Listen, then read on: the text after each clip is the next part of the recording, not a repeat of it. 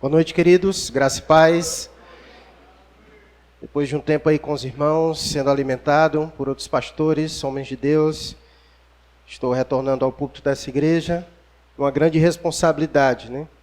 Quando outros homens de Deus passam em um púlpito, aumenta ainda mais sua responsabilidade de poder contribuir com a edificação e o crescimento da igreja. Eu quero convidá-los para nossa meditação desta noite, abrirem suas Bíblias na carta aos Romanos, capítulo de número 5. Essa carta é uma carta muito especial. E como nós veremos nesta noite, foi fundamental para a vida de um homem especial. E é impossível falar sobre reforma protestante, e não falar sobre a importância do livro da carta aos Romanos.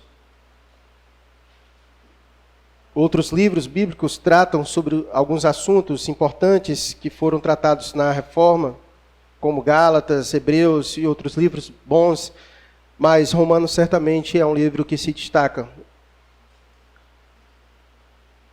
O capítulo 5, verso 1 e 2 será suficiente para a nossa meditação dessa noite. Romanos, capítulo de número 5, versículo 1 e 2. Você conseguiu encontrar aí na sua Bíblia? Então acompanhe comigo a leitura que diz: Justificados, pois, mediante a fé, temos paz com Deus, por meio de nosso Senhor Jesus Cristo, por intermédio de quem obtivemos igualmente acesso, pela fé, a esta graça na qual estamos firmes e gloriamo-nos na esperança da glória de Deus. Amém? Vamos orar só mais uma vez. Pai querido, obrigado a Deus pela tua palavra. Palavra esta que abriu os olhos de todos quanto conheceram o Deus da glória. Pai, que nesta noite a tua palavra venha mais uma vez abrir os nossos olhos, dar entendimento e razão a nós de acordo com tua soberana vontade. Pai, abre os nossos corações para entender, ó Deus, sobre tudo quanto o Senhor deseja nos ensinar. Pai, nos ajuda a estarmos concentrados. Não permita com que a nossa mente se pegue vagando em outros lugares, nas preocupações do amanhã. Mas, ó Deus, que estejamos nesse momento desejosos por ouvir tua voz, por sermos alimentados pelo Senhor. Fala, Pai, a tua igreja, fala ao teu povo. Abençoa também todos quanto nos assistem pela internet. Que a tua graça seja estendida até esses irmãos. E assim oramos, no santo nome de Jesus. Amém. Nessa semana, mais especificamente na quinta-feira, dia 31 de outubro, nós rememoramos qual dia? Da Reforma Protestante. O dia em que um homem chamado Martinho Lutero, no dia 31 de outubro de 1517, ele afixou na porta da igreja do castelo de Wittenberg, na Alemanha, 95 teses contra a igreja católica romana. E aí eu desafio você na sua casa, hoje a gente tem a internet, recurso muito bom, você pesquisar para você conhecer o que foi as 95 teses e conhecer um pouco mais sobre o que aconteceu neste evento. Embora este não seja um evento de um único homem apenas, Martinho Lutero, mas sem dúvidas alguma, Lutero foi um personagem muito importante para a fé protestante. E, portanto, estudar a sua vida e ver como Deus usou a vida de Lutero é muito edificante. E é o que eu pretendo fazer hoje com você. Para que você crie o hábito de pesquisar biografias, ver como foi a vida de grandes homens de Deus, como Deus usou a vida deles, nós aprendemos muito. Então hoje eu quero trazer algumas informações, eu quero pegar o enredo da vida de Martinho Lutero para a gente aprender um pouco mais sobre esse pilar tão importante da nossa fé. Mas diante de tudo que já foi dito pelos pastores que aqui passaram neste mês, eu fiquei com a incumbência de encerrar hoje nossa série sobre os 5 solas da Reforma, ou seja, os pontos doutrinários da nossa fé. que foi alicerce para esse marco histórico e que ainda é alicerce para a nossa fé. Hoje eu encerro falando sobre o sola fide, como vocês viram que estava aí, aqui atrás. Ou seja, que o homem é justificado somente pela fé. Sola fide significa isso, justificado somente pela fé. E para isso eu quero usar, como eu disse, a vida do próprio Martinho Lutero, para nós aprendermos, olhando para a vida de Martinho Lutero, o que significa sola fide. Você vai perceber que justificação pela fé não é somente um conceito, mas você vai ver o quanto isso é libertador na vida de um indivíduo. Como isso é transformador na vida de um indivíduo. E foi na vida de Martinho Lutero. Se Martinho Lutero não tivesse conhecido sola fide, ele estaria preso às suas angústias e às suas aflições, como nós veremos hoje. Mas eu quero situar você um pouquinho no contexto histórico em que tudo isso aconteceu. A época em que Lutero viveu foi um período de grandes mudanças e inquietações no mundo. Foi o tempo de grandes descobrimentos. Esse período foi o ano do descobrimento das Américas. Época de grandes gênios como Cristóvão Colombo, Rafael, Michelangelo, Leonardo da Vinci, Nicolau Copérnico e outros grandes gênios do passado. Nesse tempo, a Igreja Católica Romana ela era soberana sobre tudo e sobre todos, em todos os aspectos da vida de um indivíduo. Quem mandava, quem governava sobre a vida de tudo e de todos era a Igreja Católica Romana. Ninguém era mais poderosa do que ela. E esse também é um período conhecido e chamado de Idade Média. Um período marcado por uma profunda inquietação, como já foi dito aqui, se eu não me engano, pelo pastor João Eduardo Cruz. Ele falou um pouco sobre essa inquietação em relação à morte, à culpa e o sentido da vida. Deixa eu lhe explicar um pouquinho como vivia as pessoas nesse período de grandes descobertas, um período onde havia grandes gênios, mas também era um período marcado por muita inquietação com relação à morte, à culpa e o sentido da vida. É bem verdade que a Bíblia nos testifica de que nós somos culpados. Sim ou não? Sim, a Bíblia apresenta que nós somos culpados. No Éden, todos nós pecamos e por isso todos pecaram e estão destituídos da glória de Deus. E o salário do pecado sobre nossas vidas é a morte. Somos culpados. Isso ninguém tem dúvidas. Nós somos culpados. Contudo, a Igreja Católica, naquele presente momento, para exercer a sua soberania, ela massacrava o indivíduo na sua culpa. Ela tornava a culpa do indivíduo muito maior do que ela deveria ser. Não havia graça, só havia o terror e o pavor da ira de Deus, do seu juízo sobre a vida das pessoas. E isso atormentava o indivíduo. Então o senso em relação à morte, a culpa e o sentido da vida das pessoas é o que esse período também é chamado de Idade das Trevas. Muitas trevas. Muitas trevas sobre a vida de um indivíduo. Sem esperança, tormento, agonia. A imagem que a igreja passava para as pessoas era de um Deus carrasco e que tinha prazer em condenar o indivíduo. Um Deus sem graça, um Deus cruel. Um Deus que exercia seu juízo sem nenhum ameno, mas com muito rigor e com muita força. E as pessoas tinham medo de Deus. Elas tinham medo de Deus. Elas tinham um pavor.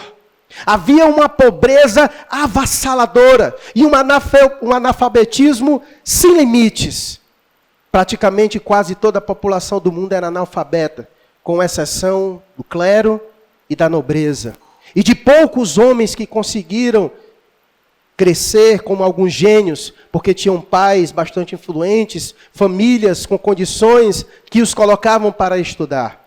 Mas era um grande índice de pessoas que nada conhecia, analfabetos por completo. E isso era proposital. E a igreja fazia isso para manter as pessoas na sua ignorância, porque o saber liberta o indivíduo da ignorância. Então a igreja prendia as pessoas na sua ignorância e os massacrava. Então imagina como era a vida desses indivíduos. Eles não tinham perspectivas de vida. A maioria não tinha perspectiva de nada, porque nada importava, nada trazia sentido, se o peso da culpa, da ira de Deus, pesava sobre os seus ombros. Para que crescer na vida? Para que fazer alguma coisa na vida, se eu preciso resolver esse grande problema da minha vida? Esse grande anseio da minha vida, que é resolver as questões da minha salvação, de encontrar o perdão de Deus, de conseguir me livrar dessa culpa. E é diante desse cenário que a igreja se aproveita, através das indulgências, como já foi dito aqui, através das penitências, através de tantas coisas. E a igreja lucrou muito porque ela vendia a salvação, ela vendia esse antídoto, esse remédio para refrescar a alma do indivíduo aflito nesse contexto. As pessoas viviam aflitas, angustiadas, com medo, e a igreja católica vendia. Vendia facilmente uma falsa esperança para as pessoas, com o objetivo de enriquecer cada vez mais, de se agigantar sobre a vida das pessoas. Nesse tempo, foi um período do crescimento e do surgimento de uma filosofia muito presente nos nossos dias, chamada de humanismo, e que já afirmava que Deus não negaria sua graça ao homem que fizesse tudo para alcançar o seu favor. E as pessoas viviam assim, em busca de fazer as coisas, de, através dos seus próprios esforços, conseguir agradar a Deus, um Deus irado, um Deus impecável, um Deus cruel sobre as pessoas, e elas se esforçavam para fazer tudo. E a igreja, ela cedia tudo aquilo que elas precisavam, elas numa tentativa desenfreada e louca de conseguir encontrar alívio e perdão diante de um Deus irado. E é nesse contexto, meus irmãos, de idade das trevas, que nasce Martinho Lutero. Em 10 de novembro de 1483, na Alemanha, na Saxônia. Seu pai era minerador de prata e um homem muito ambicioso e que desejava que Lutero se dedicasse ao direito. Seu sonho era que seu filho fosse advogado. E quando Lutero completou 18 anos de idade, em 1501, seu pai, desejando torná-lo um jurista, o enviou para a Universidade de Erfurt. Mas Lutero não queria ser advogado coisa alguma. E pela razão discutida nesse momento, o tema da salvação e da condenação permeava todo o ambiente da época. Então, assim como todos, Lutero também vivia dominado pelo pavor da ira de Deus e do seu juízo, e em constante perturbação. Metade da vida de Lutero, quase até os seus 30 anos, como nós veremos, foi marcada por períodos de depressão e angústias profundas contra a ira de Deus. Lutero não tinha onde buscar refúgio. Para Lutero, a vida presente não parecia ser mais que uma preparação e uma prova para a vida vindoura. Logo, na mentalidade de Lutero e na mentalidade de todo mundo, seria uma grande tolice dedicar-se a ganhar riquezas e prestígios no presente, mediante a advocacia ou qualquer outra coisa, e viver nesse tormento, sem saber da sua vida eterna, sem saber da sua salvação. Então, diante do seu pavor, do medo e das angústias, pouco antes de completar 22 anos de idade, no dia 17 de julho de 1505, quando ele ia de sua casa para a universidade, desabou uma violenta tempestade perto dele. E o temor da ira de Deus se apoderou de Lutero, de tal maneira que ele clamou: Santa Ana, socorre-me, se eu sair dessa, eu viro monge. Foi esse o clamor de Lutero, diante da sua agonia, diante do seu medo, diante do seu pavor, quando a tempestade estava forte, caiu um grande raio perto dele, e ele clamou: Santa Ana, socorre-me, se eu sair dessa, eu viro monge. Lutero saiu dessa. Lutero não morreu. Obviamente não foi Santa Ana. Você sabe quem é Santa Ana? Santa Ana é a mãe de Maria. A mãe de Maria era Ana, e nesse contexto, Lutero, antes de se converter, era um homem devoto de Santa Ana. E antes da sua conversão, ele era devoto de Santa Ana, e ele declara no alto da sua agonia: Santa Ana, socorre-me, e se eu sair dessa, eu viro um monge. Lutero não morreu, escapou da tempestade e cumpriu o que ele prometeu. Ele abandonou de vez a ideia de ser advogado e entrou para o convento dos eremitas agostinianos. Lutero entrou no mosteiro como fiel filho da igreja, com o propósito de utilizar de todos os meios que a igreja dava para promover salvação. Tudo aquilo que a igreja oferecia, indulgências, penitências e sacramento. Lutero entrou com esse fim de obter tudo isso. Seu objetivo era livrar-se da ira de Deus que tanto o atormentava. Lutero se esforçou para ser um monge perfeito. Ele só não conseguiu porque Lutero era um pecador como eu e você. Mas sem dúvidas, Lutero foi o melhor. Ele mesmo se descreveu assim, palavras dele, ouça o que ele disse.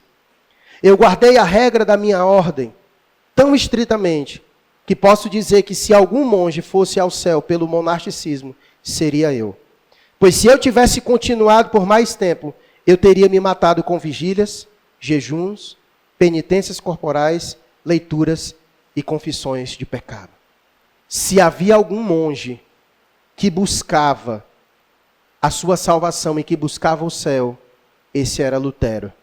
E não houve nenhum como ele. Era um homem que passava dias e madrugadas em vigílias. Era um homem que vivia na prática dos jejuns. Era um homem que vivia na prática das penitências, um homem que se mutilava com o objetivo de condenar-se a si mesmo pelos seus pecados. Era um homem muito estudioso, muitas leituras, e era um homem que tinha uma prática exacerbada da confissão de pecado. Lutero era aquele que andava o tempo todo e as pessoas falavam com ele, e ele pensando, tentando lembrar dos seus pecados, com medo de ter esquecido algum, e ele saía da sala de confissão, quando chegava na outra esquina ele já voltava, porque se lembrava que tinha esquecido de pecados, e voltava e passava às vezes o dia inteiro nisso, ia e voltava, e não conseguia dormir à noite, tentando lembrar se havia algum pecado que ele cometeu e esqueceu de confessar. Tamanha era a sua loucura, a sua perturbação diante da ira de Deus e diante de tudo isso. Então ele entrou no convento na tentativa de conseguir encontrar alívio para a sua angústia, de encontrar a salvação, de conseguir os méritos para que Deus pudesse lhe perdoar. Pergunta: essas disciplinas ascéticas diminuíram o seu tormento?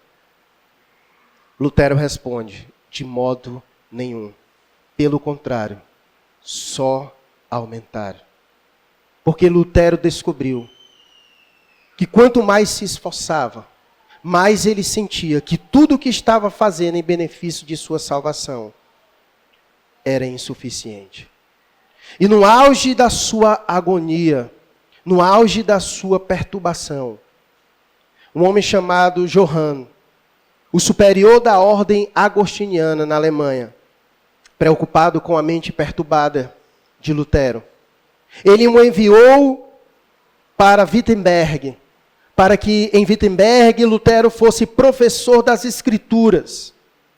E ele fez isso porque ele lembrou que Jerônimo, um homem que viveu no período do século 3, 4 aproximadamente, na tentativa de se livrar das suas tentações, ele encontrou um lugar para ocupar a sua mente e se livrar das tentações. E nos escritos de Jerônimo ele diz isso.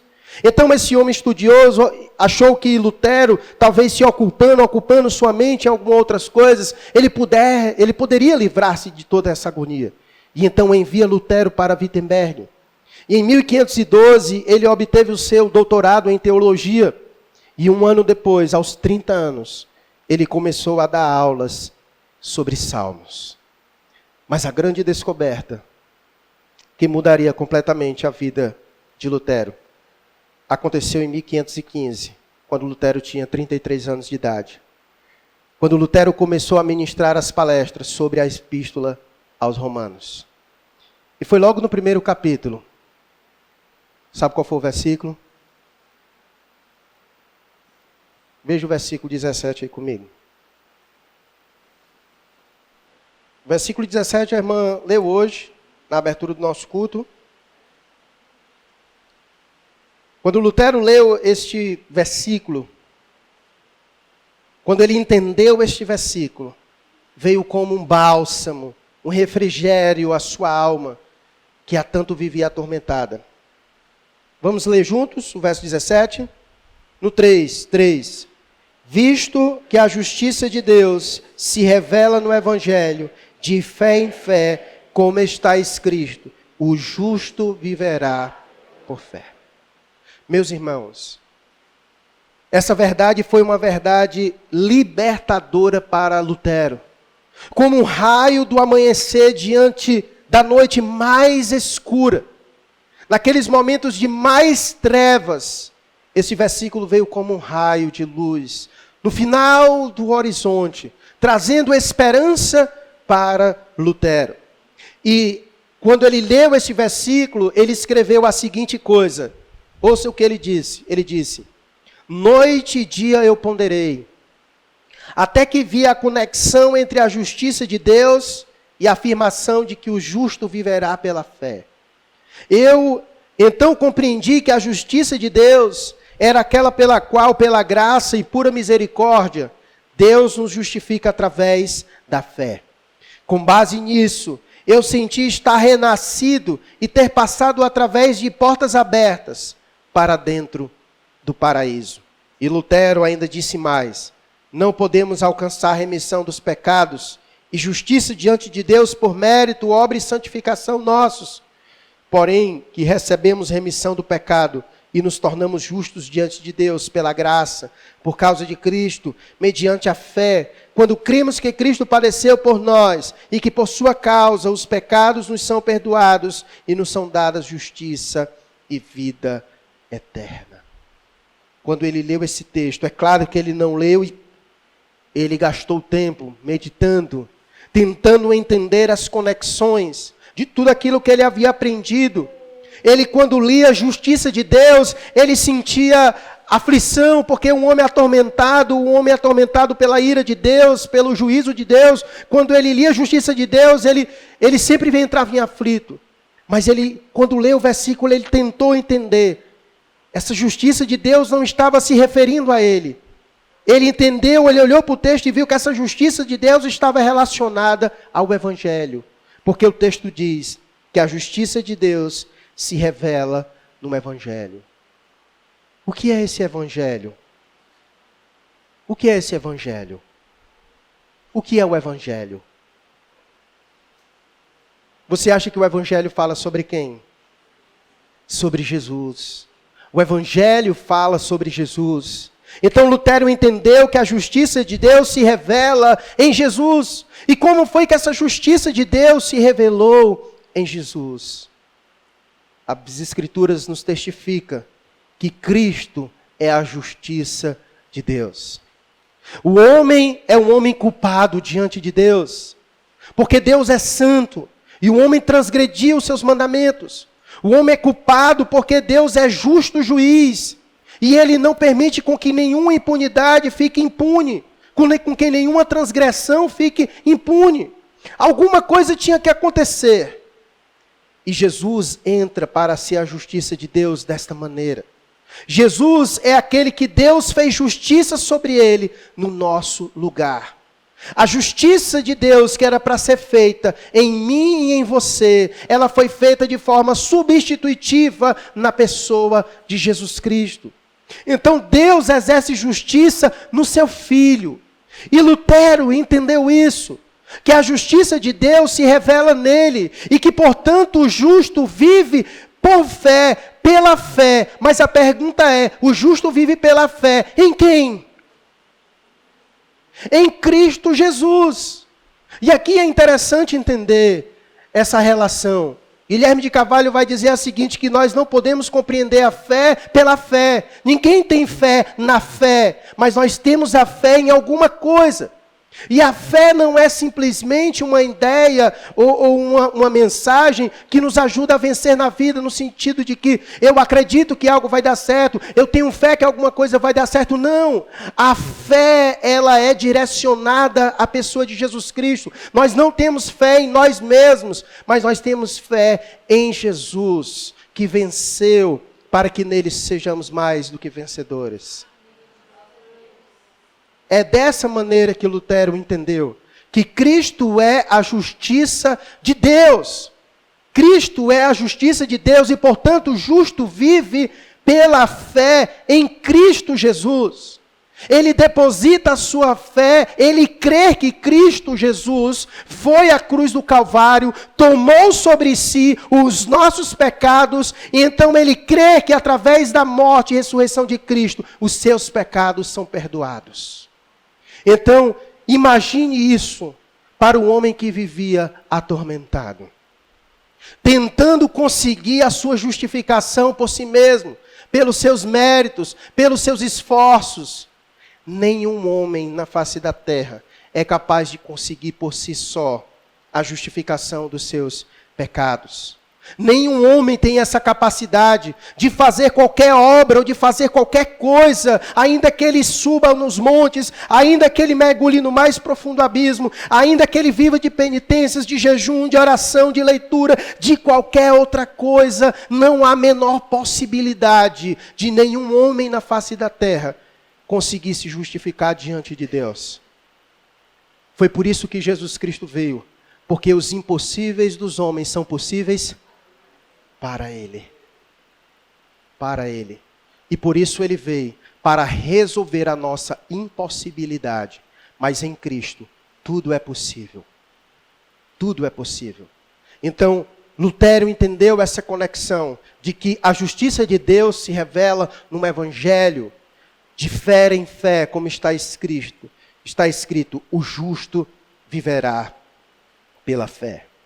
E aí o texto que nós lemos, de Romanos capítulo 5, ele é justamente a consequência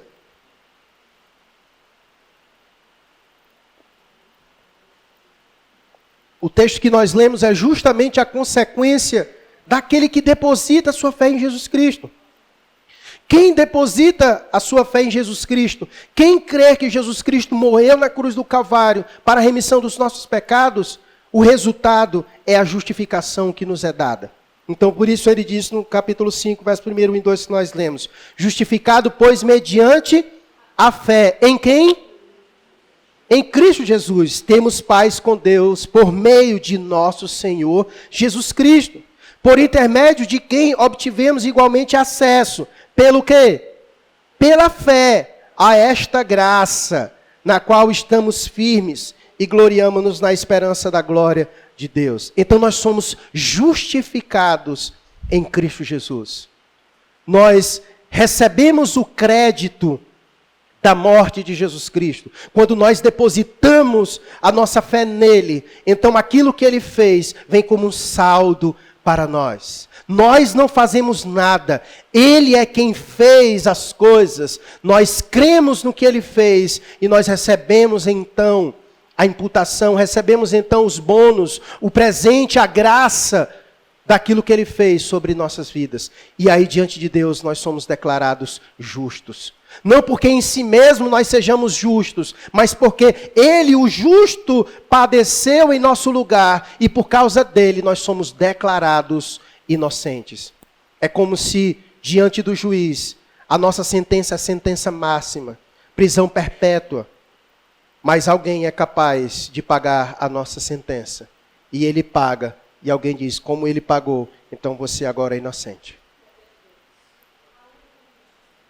Não haveria nada que você fizesse para conseguir isso. Mas ele fez. Então os créditos do que ele fez, vêm para mim e vêm para você. Imagina que libertador isso foi para Lutero.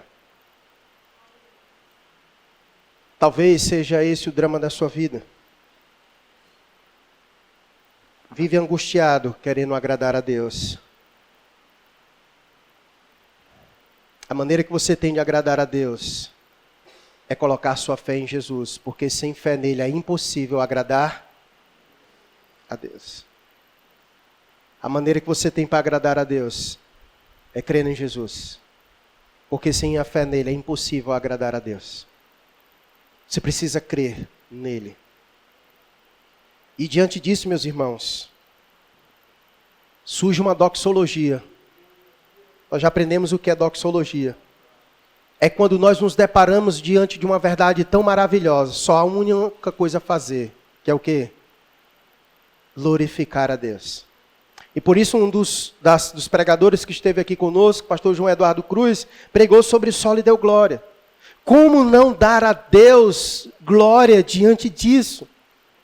Porque Ele foi quem operou todas essas coisas. Nós somos justificados não por nós, mas por Ele, por causa dEle, mediante a fé nele. Então nós não fizemos nada, Ele que fez todas as coisas, é o solos Cristo, é o solo e deu glória. E nosso papel aqui é só receber as bênçãos do Senhor. Portanto, a Deus toda a glória, porque até a fé que nós temos, sabe de quem vem? Vem dEle. Até a fé que nós temos para crer nele vem dele. É ele quem desperta o nosso coração para crer nele. Como diz o texto de Efésios, capítulo 2, verso 8 e 9. Veja comigo esse texto tão maravilhoso. Efésios, capítulo 2, verso 8 e 9.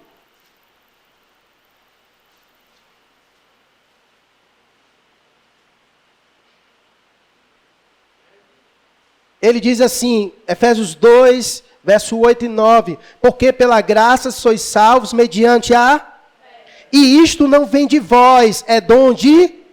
Não de obras, para que ninguém se glorie. A fé é um dom de Deus. Ninguém nasce com fé.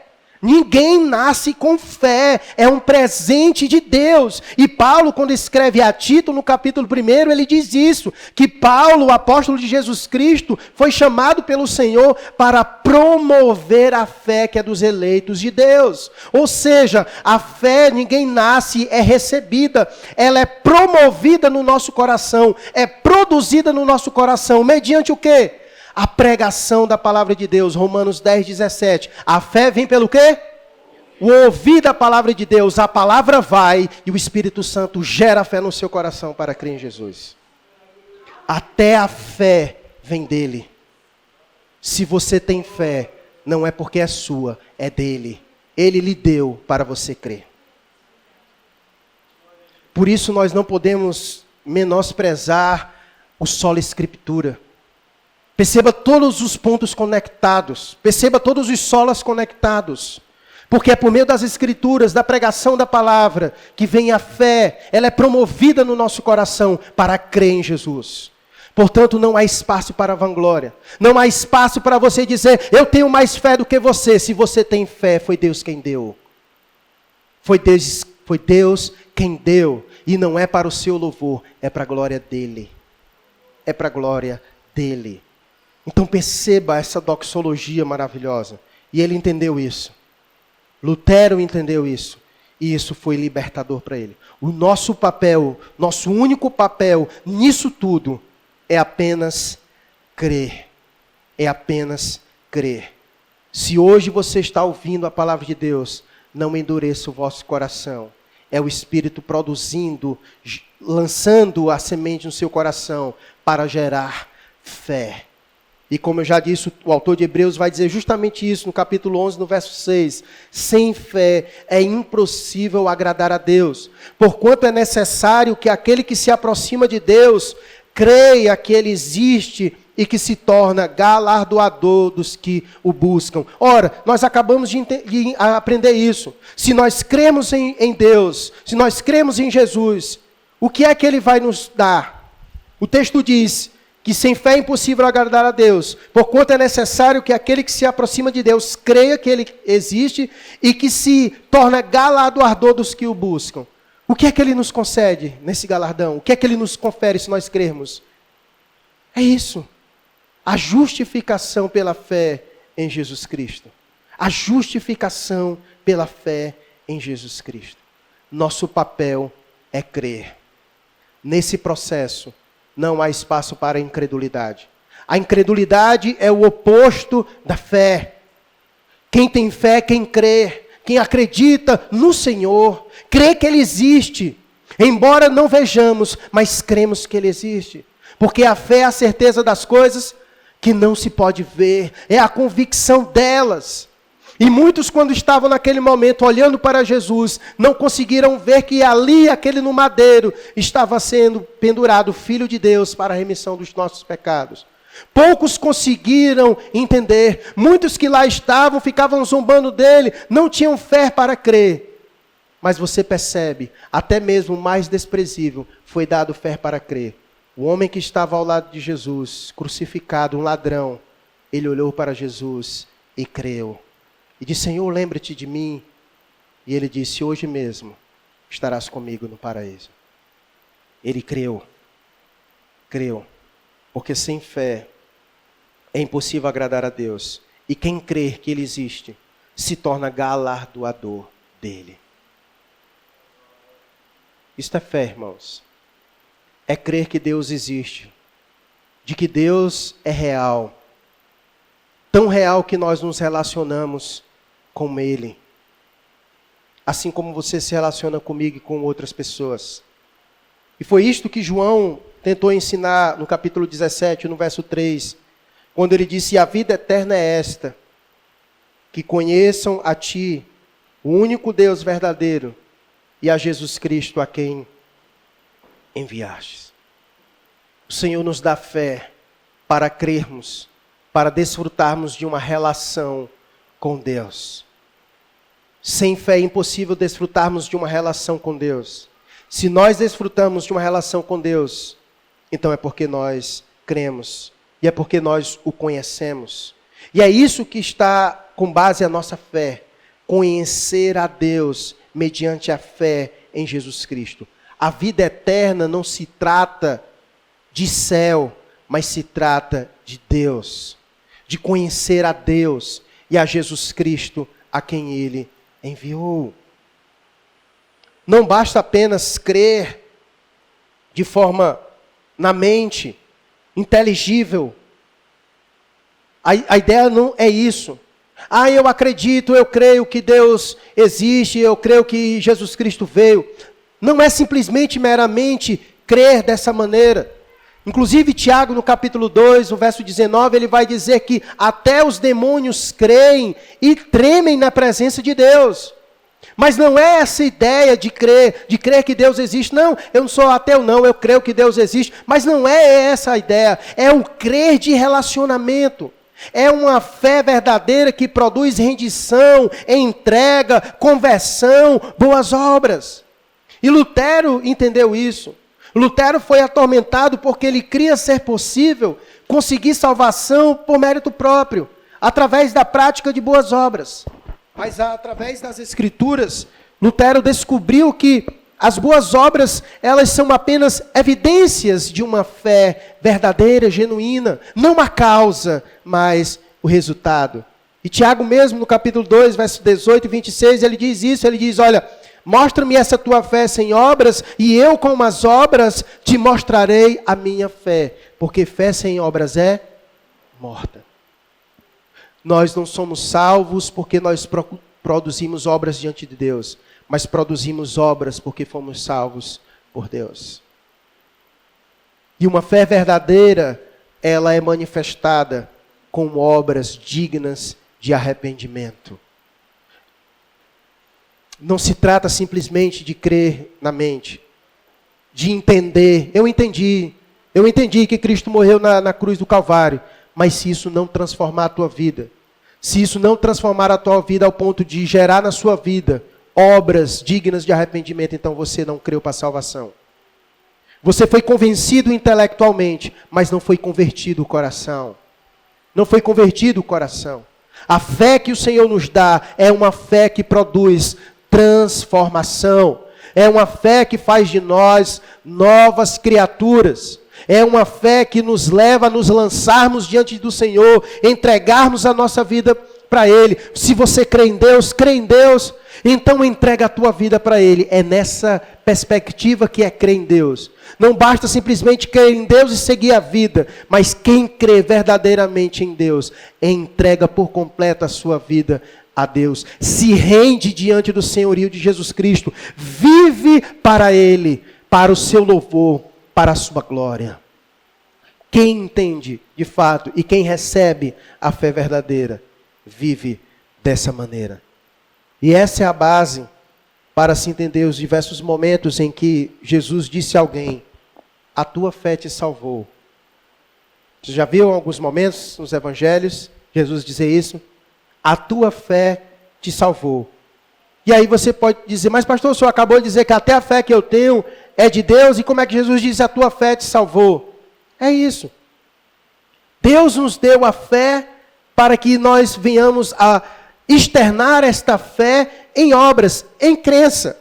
Nesses casos, Jesus apenas identificou verdadeiras, fé verdadeiras de fé falsas, ou seja, salvíficas.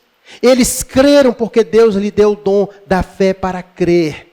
Então, quando Jesus disse, a tua fé te salvou, Jesus está dizendo, em ti há uma fé verdadeira, uma fé salvífica. Porque se em você não tivesse uma fé verdadeira, você não teria fé para crer em mim. Se você crê em mim, é porque essa fé é verdadeira. Tua fé te salvou. Essa é uma fé verdadeira. É uma fé que se entrega.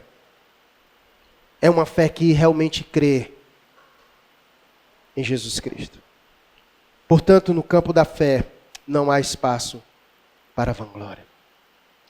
E talvez você tenha entrado aqui hoje à noite como Lutero, com as mesmas inquietações sobre a morte, a culpa e o sentido da vida. Talvez entrou aqui sem ter muita certeza de muitas coisas. Ainda travando batalhas de agonias, não sabe o que acontecerá se amanhã for o seu momento, se partir, com medo da morte ainda lhe atormenta, a angústia do inferno ou de qualquer outra coisa. Talvez você entrou aqui assim como Lutero, tentando com suas próprias forças conseguir se justificar diante de Deus. Mas essa noite, Deus diz para você, pare. Você ouviu o que eu disse? A fé vem pelo ouvir da minha palavra, e eu disse, a minha justiça se revela no Evangelho, de fé em fé, como está escrito, o justo viverá pela fé em Cristo. Se você ouviu isso, entendeu isso, ninguém pode ser justificado diante de mim, diz o Senhor, senão pela fé no meu Filho, Cristo Jesus. Não é por você, não é pelos seus esforços, mas é por Jesus. O seu papel é crer nele e apenas. Como disse João 3,36, quem crê no Filho tem a vida eterna. O que não crê não verá a vida e já está julgado e já está condenado. Mas se crê no Filho, tem a vida eterna. Tem a vida eterna. E como Jesus disse para Marta, João 11,40, se creres, meu irmão, verás a glória de Deus. Sabe quem é a glória de Deus? É o Filho. O Filho é a glória de Deus. Não há glória maior. É o Filho. Se crer, verás a glória de Deus. Não seja como Tomé, incrédulo, mas seja crente. Nós hoje vamos celebrar a ceia. Jesus morreu há quase 2000 anos atrás. Mas nós estaremos hoje aqui celebrando a ceia como um ato de fé. Porque a ceia nos rememora isso. Aquilo que Jesus Cristo fez na cruz do Calvário. Para você pode ser só um pedaço de pão e um pouco de suco de uva. Mas se você crer, certamente esta fé vai fortalecer a sua vida. Porque nós fazemos isso com fé. Crendo que de fato Jesus Cristo veio, morreu na cruz do Calvário para a remissão dos nossos pecados. Nós fazemos isso aqui na certeza de que, assim como Ele veio, um dia Ele voltará para nos buscar. E nós vivemos não por vista, mas por fé, crendo que logo, logo nós estaremos com o Senhor na eternidade. E é por isso que nós estamos aqui. Pela fé. Pela fé.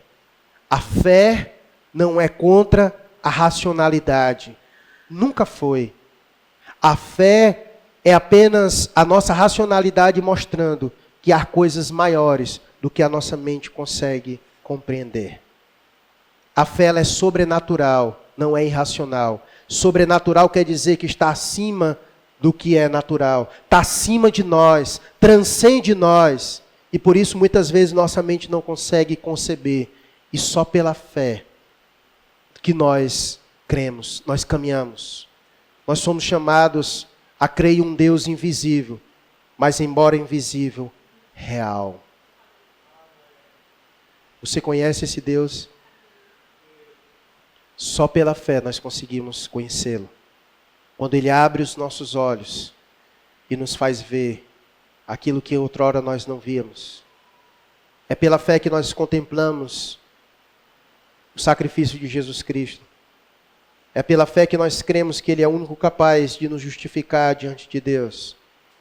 É pela fé que nós vivemos esta vida, não confiando em nós mesmos, não confiando nas riquezas, não confiando no nosso braço, na nossa sabedoria.